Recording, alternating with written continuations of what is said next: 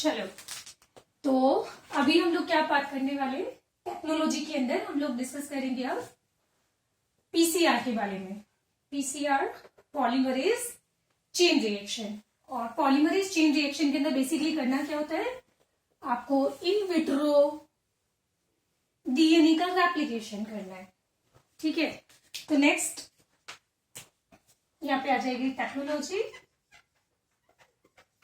And technology के अंदर सबसे पहला हम लोगों ने डिस्कस किया था इलेक्ट्रोफोरेसिस के बारे में।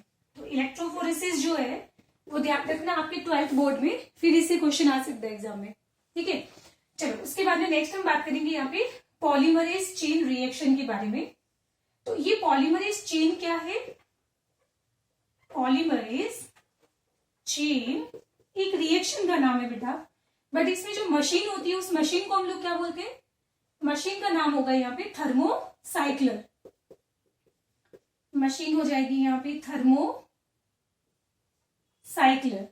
ठीक है, अब जैसे आपके दिमाग में आ रहा होगा कि ये मशीन पता नहीं कौन सी कितनी कॉम्प्लिकेटेड मशीन है, तो ऐसे मैं भी जब पढ़ाई करती थी मुझे भी लगता था कि पीसीआर की मशीन पता नहीं कितनी हाई फाई होती है। कुछ भी नहीं होता है, एक जस्ट हीटर होता है जिसमें क्या होता है, बस टेम्परेचर अप डाउन होता है और उसके अंदर कुछ भी नहीं होता है। ठीक है, तो पीसीआर में बेसिकली करना क्या है, हमें डीएनए का रेप्लिकेशन करना है। और वो डीएनए का रेप्लिकेशन भी कैसा होगा, in vitro DNA replication. Replication replication replication, और इसकी वजह से मैनी टाइम रेप्लिकेशन करके डीएनए को एम्पलीफाई कर देंगे। समझाती हूँ कैसे।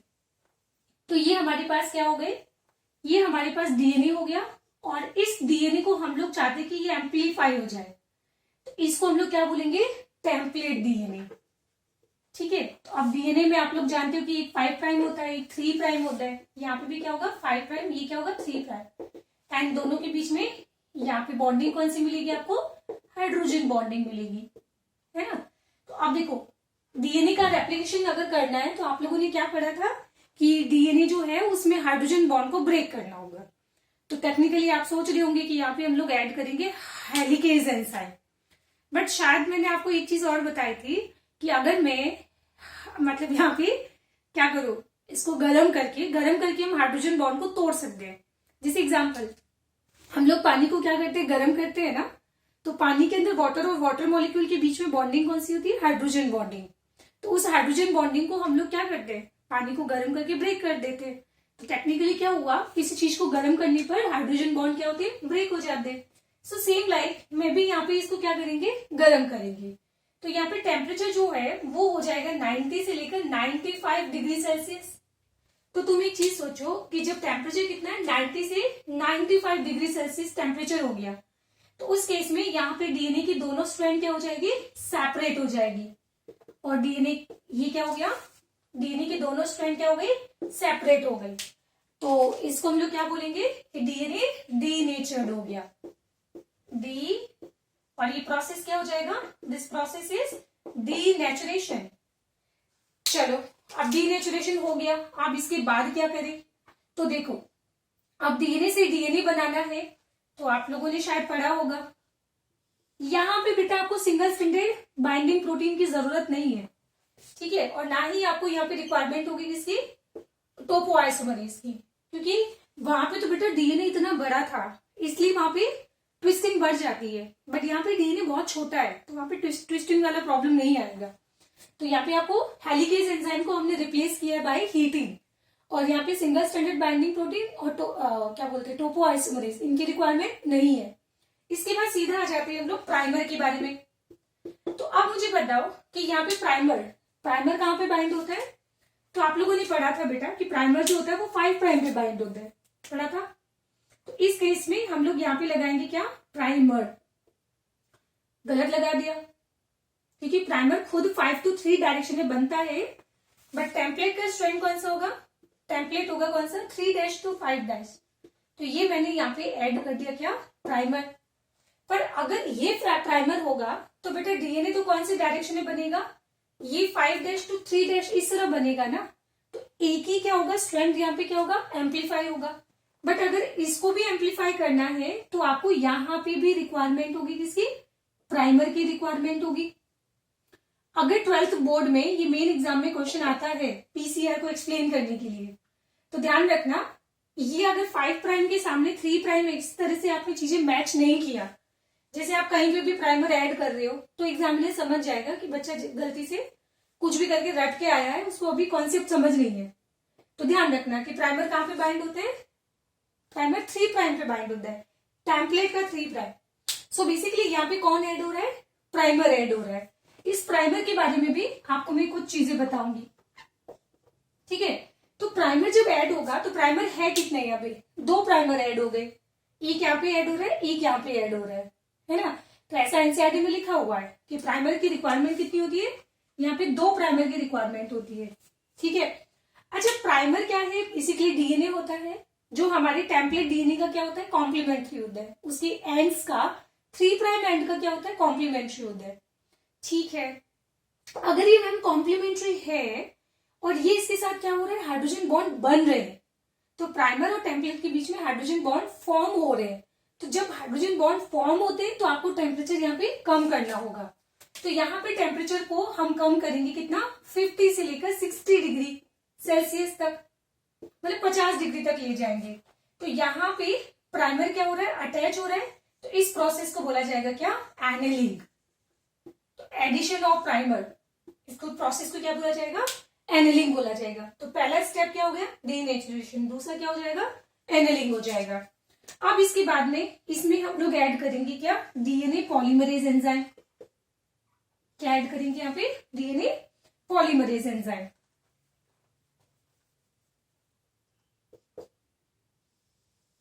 तो ये डीएनए की 2 स्ट्रैंड हो गई और ये हमारा एक प्राइमर हो गया और एक प्राइमर हमारा यहाँ पे अटैच हो गया।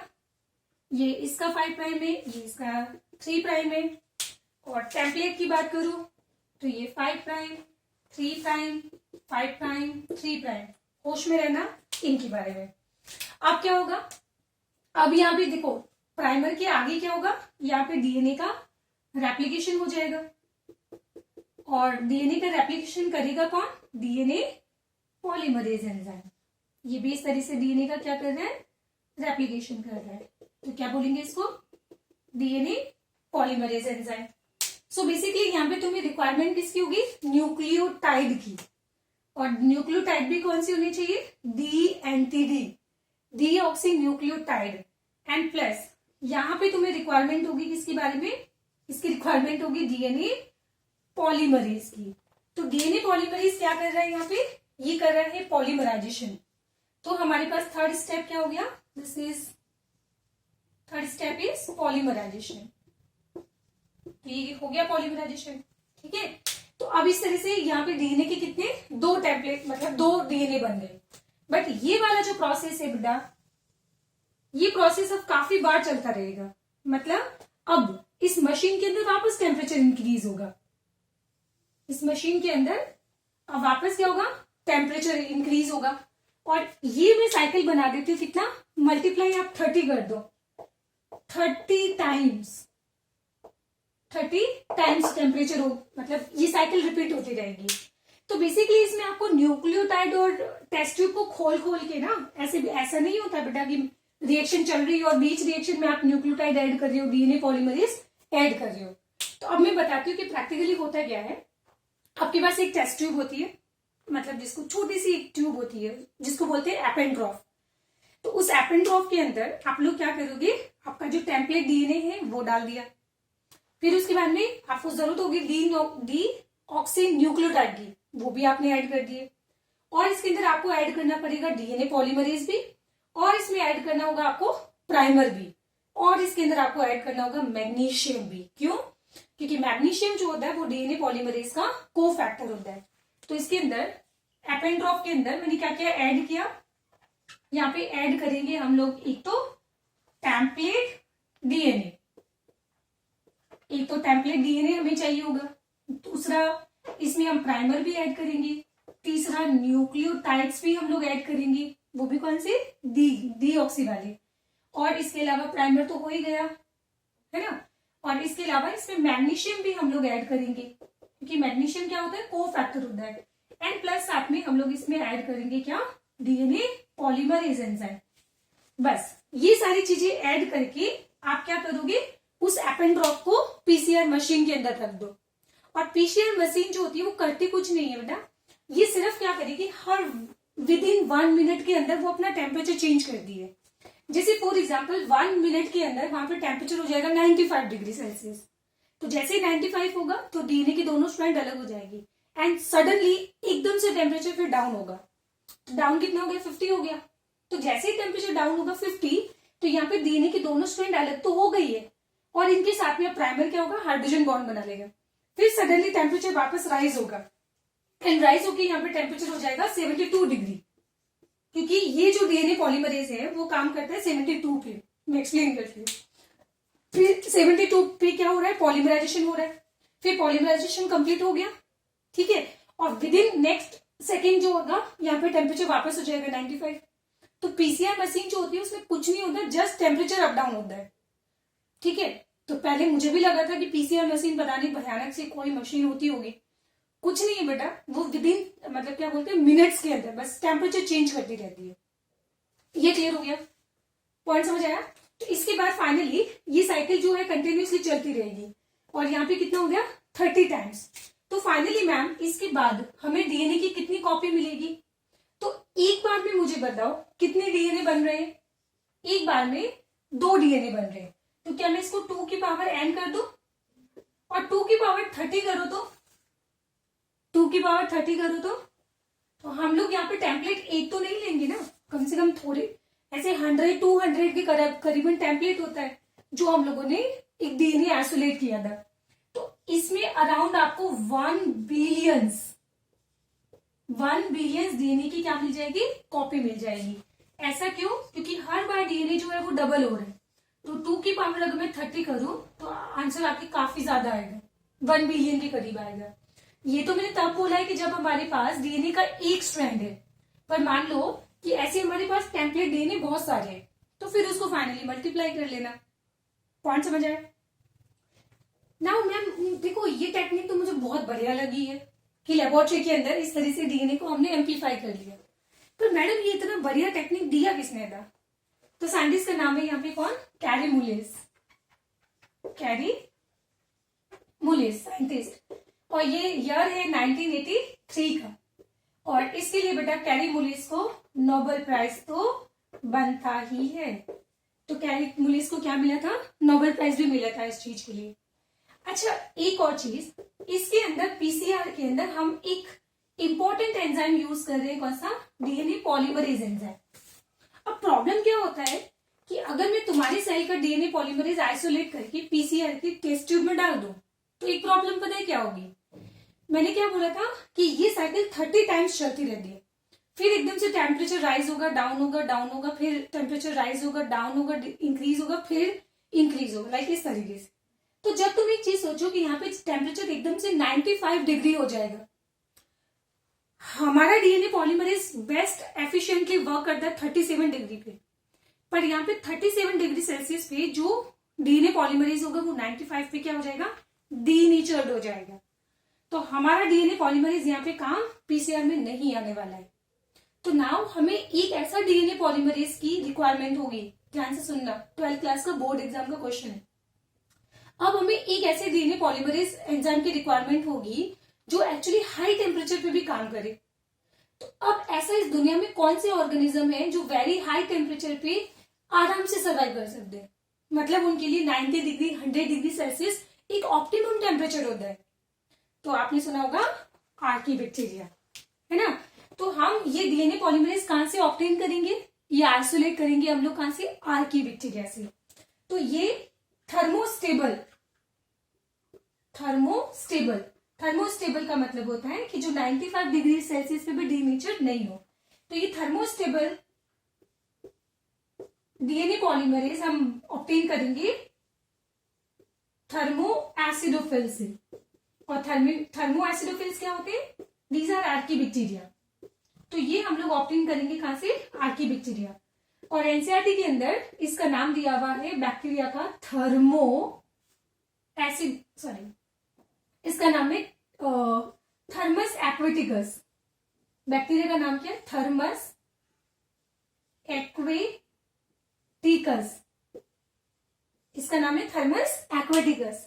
तो इससे ऑब्टेन होने वाले डीएनए पॉलीमरेज को हमने नाम दिया क्या, टैग पॉलीमरेज। अब इसमें टैग पॉलीमरेज हमने क्यों बोला, क्योंकि T stand for thermos and AQ stand for aquaticus. तो ये क्लियर हो गया पक्का। तो ये हमारा हो गया क्या, पीसीआर की टेक्नोलॉजी सारी कंप्लीट हो गई। तो अब हमारे पास एक सफिशिएंट अमाउंट ऑफ क्या हो गया, डीएनए हो गया। मान लो कि तुम्हारी पीसीआर मशीन जो है वो चली नहीं, ठीक है, और मान लो कि मशीन मेरे साथ हुआ था बेटा ऐसा कि मैं टेस्ट ट्यूब के अंदर ये डीएनए पॉलीमरेज डालना भूल गई थी और मैंने बाकी ये सारी चीजें डाल के मैं मशीन में रख के आ गई। अब मान लो कि उसमें डीएनए एम्पलीफाई नहीं हुआ, तो आपको चेक कैसे करोगे। तो कॉमन सेंस की बात है, ये जो टेस्ट ट्यूब होती है ना, इस टेस्ट ट्यूब में से हम थोड़ा सा डीएनए निकाल के उसको जेल पे रन कर दें। तो जेल को रन करने पर अगर आपको एक बहुत ही थिक बैंड अगर दिखता है ना, तो इसका मतलब क्या हुआ है कि डीएनए हमारा मल्टीप्लाई हो चुका है। और अगर आपको बैंड बिल्कुल माइन्यूट सा वेरी थिन बैंड मिलता है, ठीक है, तो उसका मतलब हमारा डीएनए एम्पलीफाई हुआ ही नहीं है। अब वापस एम्पलीफाई करो। और मैं क्या करती थी, डीएनए को एम्पलीफाई तो कर लेती थी, ठीक है, फिर मैं क्या करती थी, उसका एक बार और पीसीआर करती थी, और फिर एक बार जो पीसीआर करने के बाद जो डीएनए होता था ना, वो मैं ऐसे प्रिजर्व करके रखती थी उसको, ठीक है। क्योंकि मान लो कि ये वाला मेरा एक्सपेरिमेंट पीसीआर वाला, ये वाला जो डीएनए में जिसपे काम कर रही हूँ, वो अगर मान लो गिर गया हाथ से, ठीक है, तो इसलिए मैं हमेशा बैकअप के फॉर्म में एक पीसीआर टेस्ट ट्यूब अलग से और रखती थी, ठीक है। फाइनली तो ये हमारा कंप्लीट हो गया। अच्छा, इससे मुझे एक प्राइमर के बारे में और बताना था। देखो, ये प्राइमर जो है ना, ये तुम्हें खुद डिजाइन करवानी पड़ेगी। जैसे मैंने भी डिजाइन करवाया था, ज्यादा कॉस्ट नहीं होती, 750-800 रुपए लग गए, ठीक है। तो ये जो प्राइमर होते हैं ना, ये आपको कंपनी को बताना पड़ता है कि आप मतलब कौन से सीक्वेंस के प्राइमर चाहिए। तो वो तो बेटा देखो, इन प्राइमर का सीक्वेंस क्या होगा वो तो आपके डिपेंड करता है कि डिजायर्ड जीन का सीक्वेंस क्या है। ग्रोथ हार्मोन की जीन का सीक्वेंस अलग होगा, है ना, इंसुलिन जीन का सीक्वेंस अलग होगा।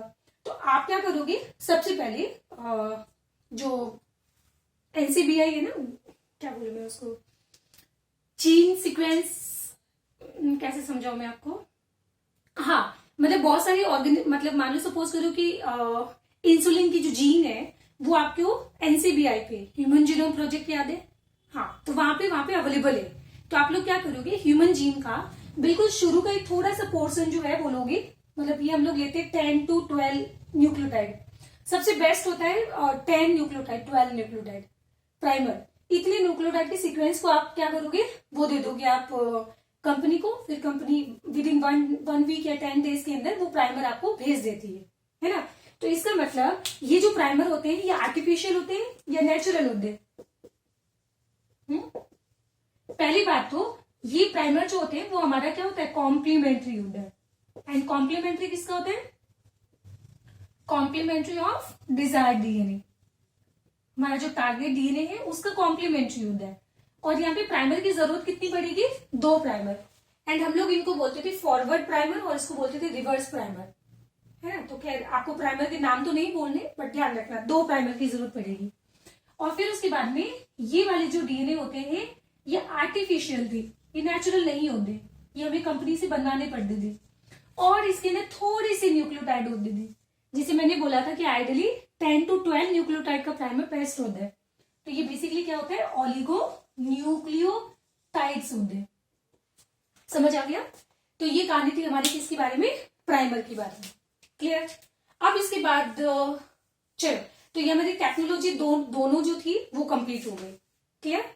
तो इसके बाद फिर देखो नेक्स्ट पार्ट, ठीक है, इसको अच्छे से प्रैक्टिस कर लो पहले।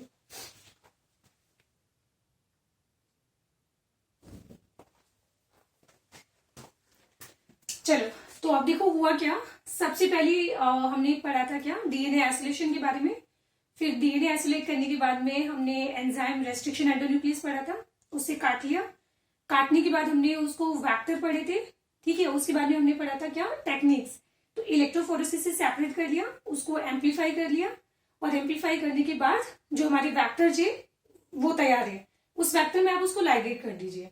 अब लाइगेट कैसे करेंगे, और लाइगेट करने के बाद उसको बैक्टीरिया में ट्रांसफॉर्म्ड कर दीजिए। सो बेसिकली नेक्स्ट हम पढ़ने वाले हैं यहाँ पे जीन ट्रांसफर के बारे में। तो नेक्स्ट टॉपिक कौन सा है, नेक्स्ट आ जाएगा यहाँ पे जीन को ट्रांसफर करना है। तो जीन ट्रांसफर के यहाँ पे बेटा दो मेथड्स होते हैं, एक होता है डायरेक्ट मेथड और एक होता है इनडायरेक्ट मेथड। ये शायद तुमको थोड़ा कंफ्यूज करेगा, इसलिए मैं नहीं बताती हूँ ये, चलो है ना। तो इसमें जीन ट्रांसफर के हमारे पास मेथड कौन कौन से होते हैं, एक होता है केमिकल मेथड जो मैं आपको अभी एक्सप्लेन करूंगी। दूसरा हम लोग पढ़ते हैं यहाँ पे माइक्रो इंजेक्शन के बारे में। तीसरा हम लोग पढ़ेंगे बम्बार्डमेंट, मतलब जीन की एक गन यूज करेंगे जिसको हम लोग और बोलते हैं बायोलिस्टिक, बायोलिस्टिक भी बोलते हैं इसको ना। देखो केमिकल मेथड का मतलब क्या होता है कि देखो हमने शायद मॉलिक्यूलर बेसिस में पढ़ा था कि ग्रिफिथ ने एक्सपेरिमेंट किया था न्यूमोकोकस बैक्टीरिया के ऊपर। एंड ये वाले जो बैक्टीरिया होते हैं वो नेचुरली क्या होते हैं, कॉम्पिटेंट होते हैं। उनके पास टेंडेंसी होती है कि surrounding in the present DNA को क्या करे, अपटेक कर ले, है ना।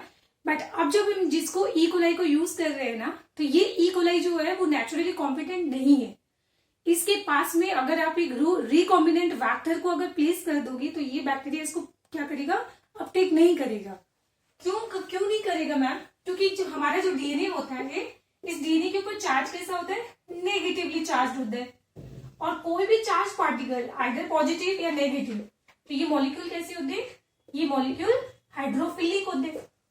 एक तो डीएनए चार्ज है और ऊपर से बहुत बड़ा लार्ज मॉलिक्यूल है, तो इसको अपटेक करने में क्या होती है, दिक्कत होती है। सो दैट्स वाई इसके लिए हमें बैक्टीरिया के साथ करनी होगी जबरदस्ती। तो जबरदस्ती को हम लोग क्या बोलते हैं, केमिकल ट्रीटमेंट। सो केमिकल ट्रीटमेंट का मतलब होता है कि बैक्टीरिया की सेल वॉल के अंदर हम बना देंगे बहुत सारे पोर्स। मतलब ये काफी क्या बोलते हैं, हार्श ट्रीटमेंट होता है बैक्टीरिया की पॉइंट ऑफ व्यू से, ठीक है। तो उसमें हम लोग मुझे याद है 2 तरह के सॉल्यूशन थे, मतलब एक याद आ जाएगा। तो इसमें सॉल्यूशन 1 था और एक सॉल्यूशन 2 था। उससे हम लोगों ने और बैक्टीरिया को ट्रीट करवाते थे बहुत सारे, है ना। उसमें सबसे इंपॉर्टेंट जो ट्रीटमेंट था वो था कैल्शियम का ट्रीटमेंट, क्योंकि एक्चुअली कैल्शियम जो होता है ना वो बैक्टीरिया की मतलब हार्श ट्रीटमेंट है ना। तो ये बैक्टीरिया की सेल वॉल के अंदर क्या बनाएगा, पोर्स बना देगा। एंड अगर सेल वॉल के अंदर बहुत सारे अगर मैं छेद कर दूं तो बेचारा बैक्टीरिया क्या हो जाएगा, बैक्टीरिया तो बेचारा बहुत फ्रेजाइल हो गया ना, वो अब हमारे रूम टेम्परेचर के ऊपर सर्वाइव नहीं कर सकते, क्योंकि उसकी सेल वॉल काफी बहुत ज्यादा डैमेज हो चुकी है। एंड इतनी ज्यादा डैमेज होने की वजह से इन बैक्टीरिया को अब हम रूम टेम्परेचर पे प्लेस नहीं कर सकते। तो इनको हम क्या रखते थे, -80 डिग्री सेल्सियस पे रख देते, -80 पे या -20 पे हम लोग रखते थे उनको, ठीक है। फिर उसके बाद में जब हमें डीएनए को ट्रांसफॉर्मेशन करना होता था ना, तो उन एपेंड्रोप को हम निकालते थे और फिर उनको क्या करते थे, एपेंड्रोप को निकाल के उसमें हम लोग डालते थे हमारा डीएनए, जो प्लाज्मिड होता था ना, वो प्लाज्मिड, रिकॉम्बिनेंट प्लाज्मिड, वो इसी टेस्ट ट्यूब के अंदर डाल देते थे। फिर इस टेस्ट ट्यूब को फटाक से उठा के हम लोग रखते थे वाटर बाथ में। एंड वाटर बाथ में टेम्परेचर कितना होता था, 42 degree Celsius, 1 minute, -20 42 degree, -20 42 degree. बेचारे बैक्टीरिया को लगता है एकदम से हीट का शॉक, और इस हीट शॉक की वजह से क्या होता है, और इसकी सेल वॉल तो वैसे ही पहले क्या थी, फ्रेजाइल थी, तो फटाक से वो जो डीएनए होता है उसके साइटोप्लाज्म के अंदर चला जाएगा पोर के थ्रू। और वो जो वाटर बाथ होता है ना, जहाँ पे मतलब पानी उबलता है, तो पानी बॉयल जो हो रहा है ना उसमें रखते हैं हम लोग, बट उस पानी का टेम्परेचर कितना होना चाहिए, 42 डिग्री। और वो भी ध्यान रखना सिर्फ 1 मिनट के लिए। 1 मिनट से अगर ज्यादा रखा तो बैक्टीरिया जैसा क्या था कि फ्रेजाइल थे, वो बेचारे बैक्टीरिया सारे मर जाएंगे वहां पे, ठीक है। तो विदिन मैं ये काम करती थी 30 सेकेंड के लिए, तो 30 सेकेंड्स के अंदर डीएनए चला भी जाता था, आपको घड़ी देखनी पड़ती थी। अगर आपने वहां पे ध्यान नहीं दिया बेटा तो आपका ट्रांसफॉर्मेशन का एक्सपेरिमेंट पूरा फेल हो सकता है ना। और फिर उसके बाद में जब उसने डीएनए को अपटेक कर लिया, फिर फटाक से उठा के उसको हम लोग क्या करते थे, पेट्री प्लेट होती थी ना, उस पेट्री प्लेट पे पोर कर देते थे। तब क्या होगा कि फिर वहां पे कॉलोनी कल्चर होना, ग्रो होना शुरू होती है, ठीक है। तो ये तरीका होता है केमिकल मेथड्स का। तो एक काम करेंगे, इसको हम लोग क्या करेंगे, केमिकली कॉम्पिटेंट बनाएंगे। केमिकल का ट्रीटमेंट देके हम इनको कॉम्पिटेंट बनाएंगे, मतलब योग्य बनाएंगे। तो ये बना रहे हैं इसको कॉम्पिटेंट। तो ये केमिकल ट्रीटमेंट में बेसिकली केमिकल कौन सा होता है, तो एनसीईआरटी पे लिखा हुआ है कि बाईवेलेंट होना चाहिए। और बाईवेलेंट के अंदर हमें सबसे ज्यादा यूज करते हैं हम लोग क्या, कैल्शियम। तो ये ध्यान रखना। और कैल्शियम होने की वजह से क्या होगा, इसका जो सेल वॉल होगा वो फ्रेजाइल हो जाएगा। फ्रेजाइल मतलब इसके अंदर डेवलप हो जाएंगे पोर्स। तो पोर डेवलप हो गए। अब पोर डेवलप होने के बाद इन बैक्टीरिया को हम क्या करेंगे, -20 डिग्री पे या -80 होना चाहिए टेक्निकली, हाँ -80 डिग्री सेल्सियस पे हम इनको क्या करते हैं, प्रिजर्व कर देते हैं। अब उसके बाद में जैसे ही आपको एक्सपेरिमेंट करना होता है तो -80 से निकाल के इनको सीधा लेके जाते हैं 42 डिग्री सेल्सियस पे। और फिर उसके बाद में इनको क्या करते हैं, पेट्री प्लेट में कल्चर कर देंगे। Culture in petri plate. तो बेसिकली आपने क्या किया, -80 से 42 डिग्री, मतलब कितना ज्यादा एक टेम्परेचर का क्या मिल रहा है, शॉक मिल रहा है। तो इसको बोला जाएगा क्या, very very important, this is heat shock. और इसकी हीट शॉक की वजह से बैक्टीरिया की वॉल के अंदर क्या होते हैं, पोर्स होते हैं। तो उन पोर्स के थ्रू जो डीएनए है वो उसकी साइटोप्लाज्म के अंदर या सेल के अंदर क्या हो जाएगा, एंटर हो जाएगा। ठीक है, तो ये चीज होती है केमिकल मेथड। अब चलिए आगे माइक्रो इंजेक्शन के बारे में। तो ये हम लोग जनरली यूज करते हैं किसके लिए, एनिमल सेल्स के लिए। तो एक इंजेक्शन होता है, सीधा एनिमल सेल के अंदर पेनिट्रेट होता है, सीधा न्यूक्लियस के अंदर हम डीएनए को क्या करते हैं, वहीं पे पोर कर देते हैं। नाउ देखो कैसे। तो इसमें आपको क्या करना होगा, एक रिक्वायरमेंट होगी,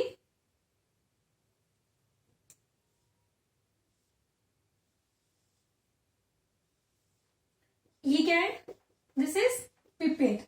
बट ये क्रिएट करती है वैक्यूम, थोड़ा सा यहाँ पे वैक्यूम क्रिएट होगा, ज्यादा नहीं। तो उसकी वजह से फायदा क्या होगा कि ये जो सेल है, इस सेल को ये क्या कर रहा है, होल्ड कर रहा है। यहाँ पे वैक्यूम क्रिएट होगा, इतना ज्यादा भी वैक्यूम मत क्रिएट कर देना कि सेल इसके अंदर ही चली गई।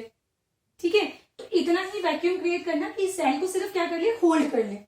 ठीक है, अब हमारे पास ये सेल होती है और सेल के अंदर ये होता है डीएनए।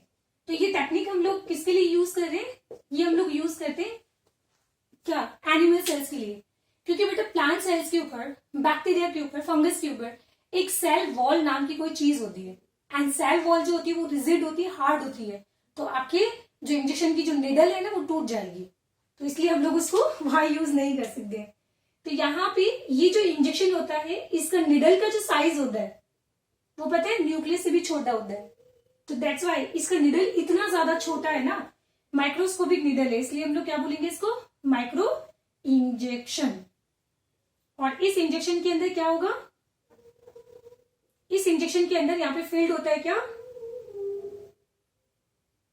हमारा डिजायर्ड डीएनए का सॉल्यूशन, जिसको आपको क्या करना है, इसको ट्रांसफॉर्म करना है। तो इसके अंदर हमारा ये डीएनए प्रेजेंट है। तो ये चीज क्या हो जाएगा, दिस इज माइक्रो इंजेक्शन। अब एक और तरीका होता है कौन सा, जीन गन। और जीन गन हम लोग टेक्निकली यूज करते हैं किसके लिए, प्लांट सेल्स के लिए। तो आपको मैंने क्या बताया था, ये केमिकल ट्रीटमेंट हम लोग यूज करते हैं बैक्टीरिया के लिए, ये यूज करते हैं एनिमल सेल के लिए, और ये वाला यूज करेंगे हम लोग प्लांट सेल के लिए। तो मुझे याद है बेटा, जब मैं एमएससी में गई थी एम्स के अंदर, तो हमारा सेशन का पहला एक्सपेरिमेंट था कौन सा, जीन गन एक्सपेरिमेंट, या इसको बोलते हैं बायोलिस्टिक एक्सपेरिमेंट। तो उस जीन गन में मुझे याद है कि जो हमारे साइंटिस्ट थे, मतलब जो टीचर थे, वो टीचर ने ना वो लेके आए थे, इतनी से डब्बी लेके आए थे, और उस डिब्बी के अंदर बहुत सारी सोने की छोटी छोटी गोलियां थी, गोल्ड की। ठीक है, चुरा नहीं सकती हो बेटा, क्योंकि उसको काउंट करके रखा जाता है और उसका प्रॉपर रिकॉर्ड रहता है।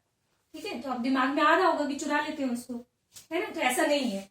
तो अब मैं क्या समझाना चाहती हूँ तुमको कि इसमें होता क्या है कि ये होता है गोल्ड, AU, या फिर ये होता है टंगस्टन।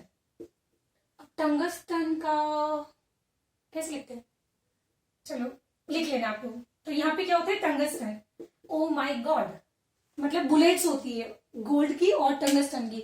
और कोई महंगा एलिमेंट नहीं मिला क्या बेटा, ये इसलिए यूज कर रहे हैं क्योंकि इनके ऊपर चार्ज कैसा होता है, इसके ऊपर चार्ज होता है पॉजिटिव, गोल्ड और टंगस्टन पे चार्ज कैसा होता है, पॉजिटिव होता है। एंड साथ ही ये दोनों इनर्ट मटेरियल है। इनर्ट मतलब वो आपके डीएनए के साथ में कोई रिएक्शन नहीं करेंगे, इसलिए हम लोग यहाँ पे प्रिफर करते हैं गोल्ड और टंगस्टन को यूज करने। अब इस गोल्ड की टंगस्टन की गोलियों को हम लोग छोड़ देंगे कहाँ पे, डीएनए सॉल्यूशन के अंदर। तो डीएनए सॉल्यूशन में जब आप इसको छोड़ोगे तो हमारा जो डीएनए होगा वो इसके ऊपर क्या होगा, कोट हो जाएगा। तो ये क्या हो गई, ये डीएनए की यहाँ पे हो जाएगी कोटिंग हो गई। अब इसके बाद में आप क्या करो, एक जो गन होती है, मैं इसका डायग्राम बना देती हूँ।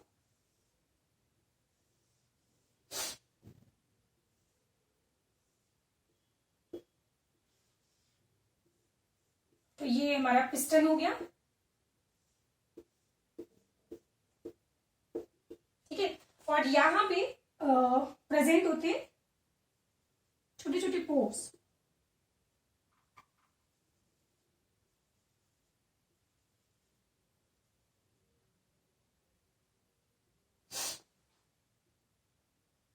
और यहाँ पे एक पैट्री प्लेट रखी होती है, और इस पैट्री प्लेट के अंदर रखी होती है प्लांट सेल्स।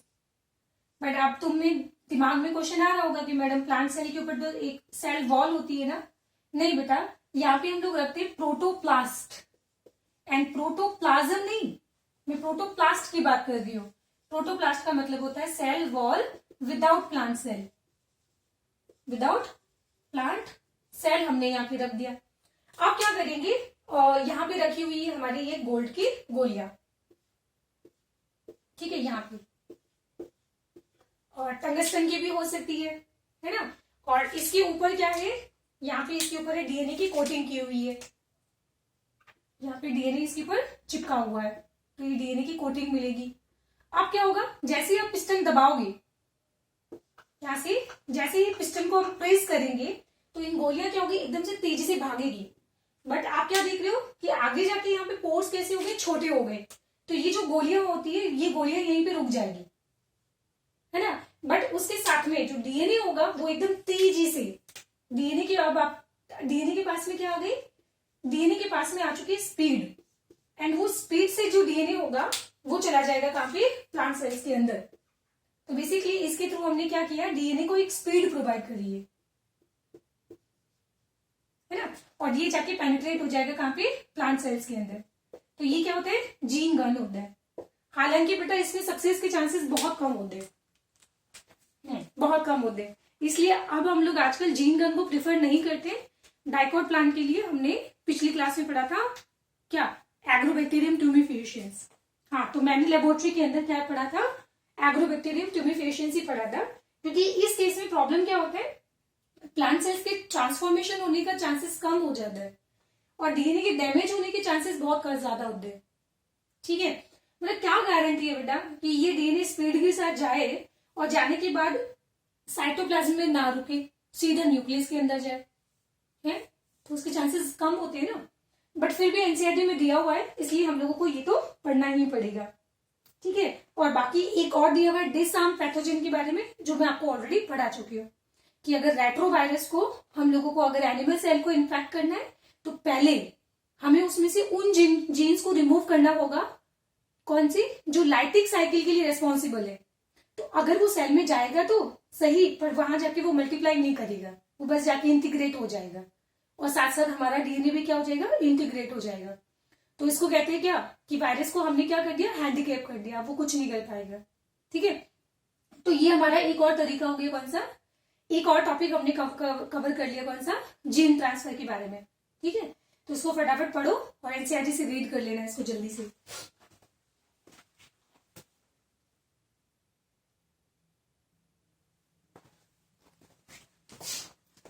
चलो, तो इस चैप्टर के अब लास्ट पार्ट पे आ जाते हैं हम लोग, जहां पे हम लोगों को अब डीएनए को ट्रांसफर कर दिया, उसके बाद में अब हम बैक्टीरिया को खूब सारा मल्टीप्लाई करवाएंगे और खूब लार्ज स्केल पे क्या करेंगे, प्रोडक्शन करेंगे। तो एनसीईआरटी में लिखा हुआ है हेडिंग, ऑब्टेनिंग क्या, the foreign gene product, obtaining the foreign gene product. तो अभी हमें क्या करना है, जीन प्रोडक्ट को क्या करना है, ऑब्टेन करना है।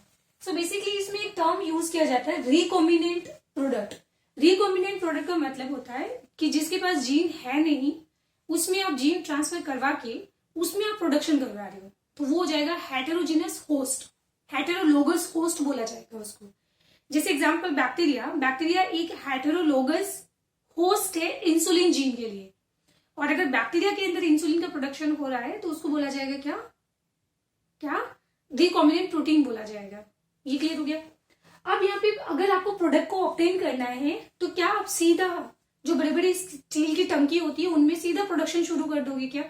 नहीं बेटा, पहले हम लोग लेबोरेटरी के अंदर एक स्मॉल लेवल पे क्या करेंगे, उसका प्रोडक्शन करके चेक करेंगे कि प्रोडक्शन के लिए हमें ऑप्टिमम पीएच कितनी जरूरत है, ऑप्टिमम ऑक्सीजन कितना रिक्वायर होगा या रिक्वायर नहीं होगा, मतलब कहीं एनारोबिक कंडीशन की रिक्वायरमेंट तो नहीं है, पीएच कितना चाहिए, और इसके अलावा टेम्परेचर कितना रिक्वायर्ड होगा, इसके अलावा उनको कोई सॉल्ट की रिक्वायरमेंट तो नहीं है, क्या उनको कोई विटामिन की रिक्वायरमेंट तो नहीं है।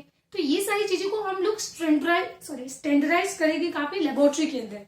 तो ये चीज होता है क्या, स्मॉल स्केल पे प्रोडक्शन होगा। पहले हम क्या करेंगे, स्मॉल स्केल प्रोडक्शन करेंगे, और स्मॉल स्केल पे प्रोडक्शन कहाँ पे किया जाता है, इन लेबोरेटरी। और लैब के अंदर एक बार आपने क्या किया, स्मॉल स्केल पे प्रोडक्शन कर लिया, उसके बाद में आपको ये पता चल गया कि हाँ हमें क्या करना होता है, हमें मतलब इतना ऑक्सीजन सबकी रिक्वायरमेंट होगी। तो अब आ जाइए, अब हम क्या करेंगे, फिर आप आ जाओगे कहाँ पे, लार्ज स्केल प्रोडक्शन पे। कहाँ पे पढ़ेंगे हम लोग, लार्ज स्केल प्रोडक्शन के बारे में बात करेंगे। तो अब लार्ज स्केल प्रोडक्शन के अंदर मैंने दो तरह की बायोरिएक्टर पढ़े थे। एक होता है कि जिसके अंदर बाच कल्चर होता है, एक जिसको हम क्या बोलते हैं, बाच कल्चर, और एक हमारे पास होता है कौन सा, कंटिन्यूअस कल्चर। मैं दोनों का मीनिंग समझाती हूँ।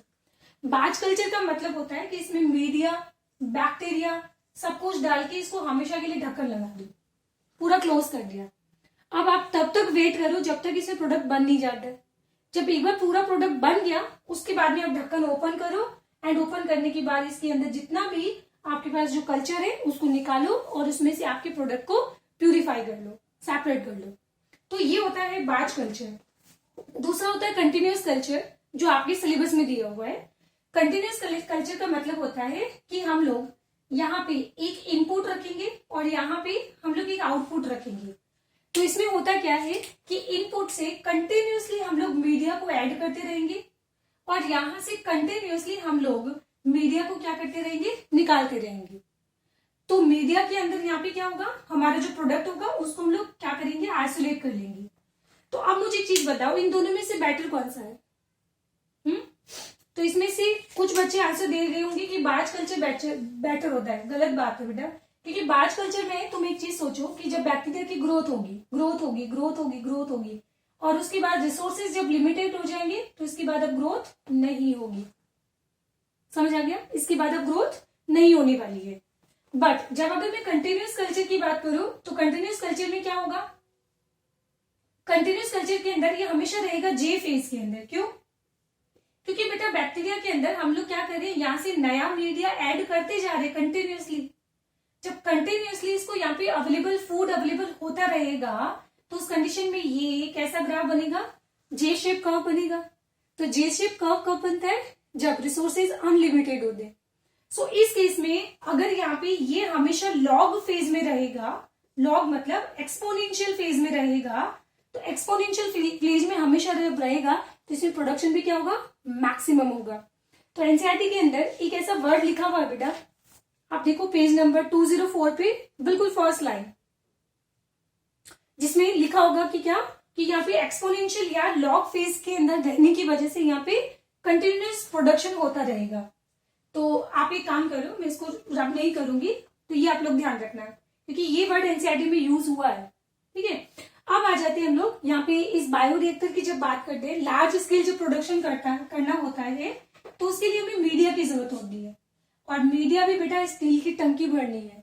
ठीक है, तो उसके लिए कम से कम हमें 100 से लेकर 1000 लीटर इतनी मीडिया की रिक्वायरमेंट हो सकती है। अब आपने क्या किया, वो स्टील की टंकी के अंदर उसको पोर कर दिया। अब यहाँ पे ये क्या होता है, बायो रिएक्टर की भी जरूरत होगी। तो आओ चलो अब पढ़ते हैं बायो रिएक्टर के बारे में। तो एनसीईआरटी के अंदर हमारे पास दो तरह की बायो रिएक्टर का डायग्राम दिया हुआ है, वो दोनों मैं आपको एक्सप्लेन कर रही हूँ। तो इसमें देखो ये चीज है, तो इसमें एक तो यहां से क्या होगा, एक तो यहां से होगा इनपुट, और इनपुट में हम लोग क्या ऐड करेंगे, इनपुट का मतलब होता है कि यहां से हम लोग मीडिया एंड प्लस हमारे जो बैक्टीरिया है उनको हम लोग ऐड करेंगे। ठीक है, तो यहां से पोर कर दिया, एंड पोर होने के बाद भी वो सारी चीजें यहाँ पे आ गई। अब यहां आने के बाद आपको एक क्या करना होगा, यूज करना होगा स्टीयर। स्टीयर क्यों, नहीं तो यहाँ पे बैक्टीरिया बेटा बाइनरी फिजन जब करेंगे तो 1 से 2 बैक्टीरिया, 2 से 4, 4 से 8, तो वहां पे क्लम्प्स बनना शुरू हो जाएंगे। तो हम नहीं चाहते कि यहाँ पे क्या बने, क्लम्प्स बने। तो यहाँ पे हमको एक लगाना होगा क्या, स्टीयर। और इसमें स्टीयर के ऊपर क्या लगा हुआ है, एक मोटर भी लगी होगी देखो, ठीक है, और ये मीटर भी लगा हुआ है, ताकि आपको इतना पता रहे बेटा, तमीज रहे कि ऐसा नहीं कि इसको बहुत तेजी से घुमा रहा है, इतना तेज घुमाओ कि बैक्टीरिया बेचारे सारे मर ही जाए। तो ये काम भी आपको नहीं करना है। तो यहाँ पे इसमें क्या लगा हुआ है, यहाँ पे एक लगी हुई है मोटर, ठीक है। चलो, तो अब यहाँ पे ये जो स्टीयर होता है, इस स्टीयर के ऊपर क्या लगी होती है, यहाँ पे बहुत सारी ब्लेड्स लगी होती है। अब ये तो आपको पता ही होगा कि ब्लेड्स क्या होती है।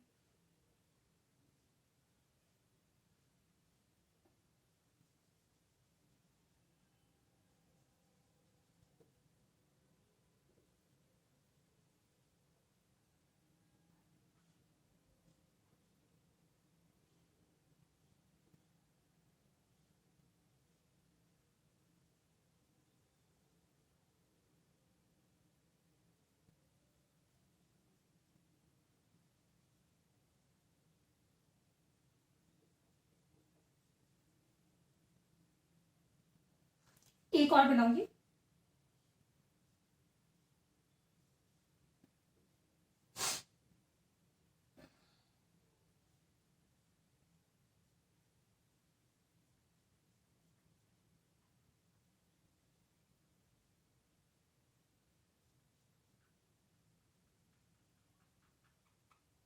अच्छा, एक चीज आई थिंक सो बच्चे कुछ मुझे कांटेक्ट करने की कोशिश कर रहे होंगे, तो आई एम एक्सट्रीमली सॉरी बेटा, मेरा मोबाइल हो गया खराब। ये वीडियो भी मैं मांग के बना रही हूँ, और मेरा जो व्हाट्सएप है वो मैं नहीं चला रही हूँ, वो मेरी फ्रेंड की लॉगिन किया हुआ है, ठीक है, तो इसलिए शायद आपको रिप्लाई नहीं कर रही है। खैर, तो ये क्या बना दी मैंने, यहाँ पे ब्लेड बना दी है, ठीक है।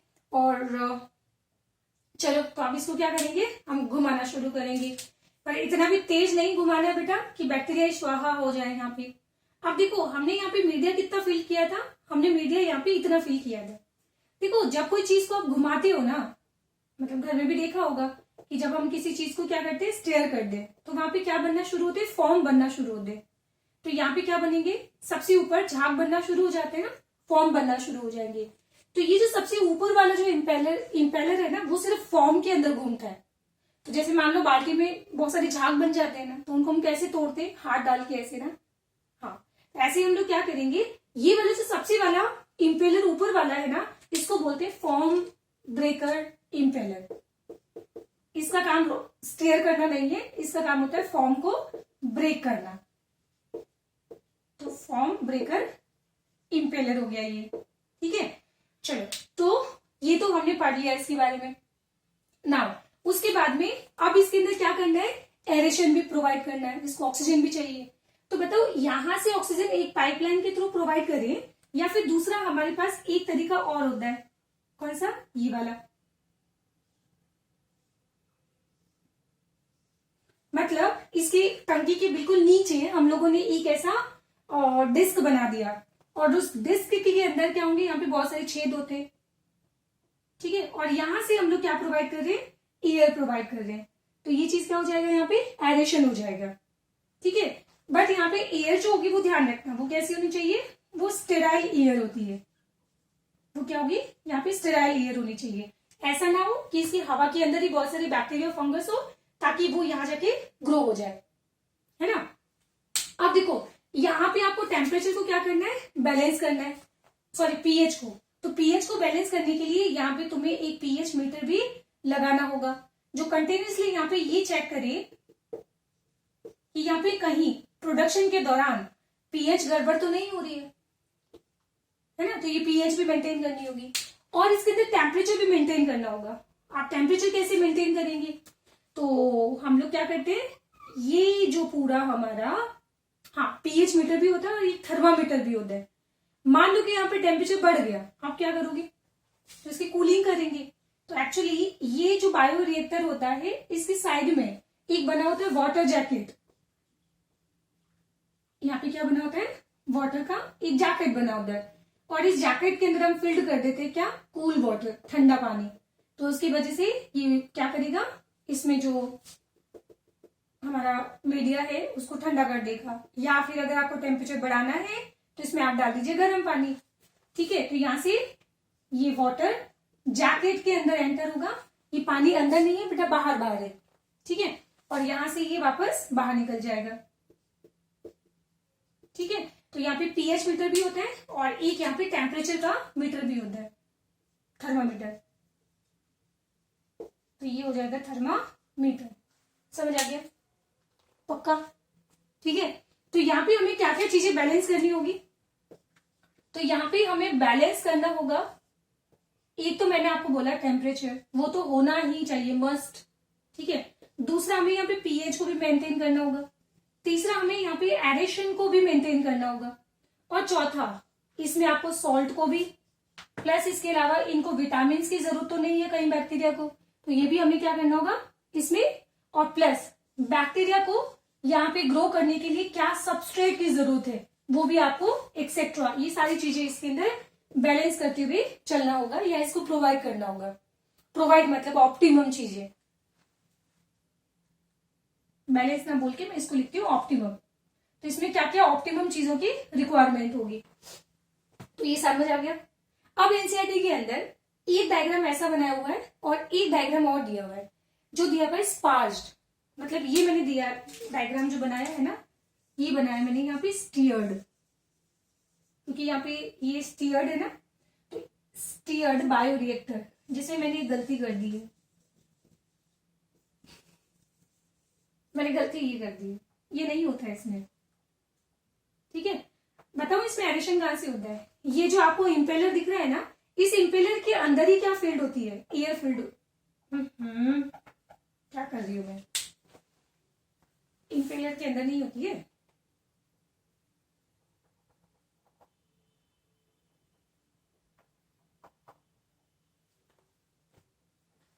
इसके अंदर हम एयर ऐसे सप्लाई करते डायरेक्टली, बस एक पाइप के थ्रू, मतलब वो डिस्क लाइक स्ट्रक्चर इसमें नहीं होता है। ठीक है, तो इसके बाद नेक्स्ट एक और बायो रिएक्टर का डायग्राम दिया हुआ है जो कुछ भी नहीं है, सिर्फ उसमें आपको इतना ध्यान रखना है, उसको बोला था हम लोगों ने sparged bioreactor. And sparged bioreactor के अंदर ये सारी चीजें तो होगी ही होगी, ये सब बनाना है। बस इसमें एक चीज आपने ऐड कर देना, वो क्या, यहाँ पे एयर हम लोग इस तरीके से प्रोवाइड कर रहे हैं ना, तो उसकी वजह से प्रॉब्लम क्या होगा कि यहाँ पे एयर जो है पूरी होमोजेनाइज नहीं हो पाएगी प्रॉपर। बट इसमें एयर को पूरा होमोजेनाइज्ड डिस्ट्रीब्यूशन करने के लिए हम इसमें नीचे इस तरह से इसका सप्लाई करेंगे। और यहाँ पे एयर कौन सी जाएगी, स्टेराइल एयर, स्टेराइल एयर। अब एयर को मैं यहाँ पे जब सप्लाई करूंगी तो इसके अंदर यहाँ पे क्या होते हैं, बहुत सारे छोटे छोटे पोर्स होते हैं। तो जब ये पोर से जब एयर बाहर निकलेगी, सो बेसिकली यहाँ पे बनेंगे वाटर के बबल्स। ओहो, एयर बबल्स बन गए। क्या बनेंगे यहाँ पे, एयर के बबल्स बनेंगे और वो भी प्रॉपर होमोजेनाइज्ड होंगे। अब एयर बबल होने से क्या फायदा होगा, बबल्स है ना, और बबल्स होने से क्या फायदा होगा कि बबल्स का सरफेस एरिया बड़ा होता है। एंड बबल्स का सरफेस एरिया बड़ा होने की वजह से मैं इसका डायग्राम कैसे बना दूं, तो ये मान लो कि सपोज करो कि यहाँ पे क्या है, बबल्स है, तो बबल्स का सरफेस एरिया क्या हो गया, बढ़ गया। और सरफेस एरिया बढ़ने से यहाँ से गैसियस एक्सचेंज होता है वो बढ़ जाएगा। तो यहाँ पे ऑक्सीजन सप्लाई ज्यादा प्रॉपर हो पाएगी, और ज्यादा प्रॉपर होगी तो इसको हम लोग बोलते हैं क्या, स्पार्ज्ड बायो रिएक्टर। ये हो जाएगा स्पार्ज्ड बायो रिएक्टर। तो इस तरीके से मैंने आपको 2 बायो रिएक्टर पढ़ाए। इसमें सब कुछ चीजें सेम होती है, बस नीचे इस तरह से एक डिस्क लगी होती है जो क्या करती है, इसको एडिशन प्रॉपर तरीके से प्रोवाइड करती है। और वो इस तरीके से प्रोवाइड करती है कि यहाँ पे बबल्स बनते हैं। ठीक है, बाकी इसमें कोई डिफरेंस नहीं है। आपके अगर एग्जाम में क्वेश्चन आता है तो आप लोग बोर्ड एग्जाम के अंदर ये वाला डायग्राम बना के आएंगे। ठीक है, पक्का। चलो, तो ये कंप्लीट हो गया। इसके बाद अब हम शुरू करने वाले हैं डाउन स्ट्रीम प्रोसेस के बारे में, जो चैप्टर का लास्ट पार्ट है। बस थोड़ा सा है जो सुन लो, 5 मिनट और। ठीक है, चलो इसको नोट डाउन कर लो।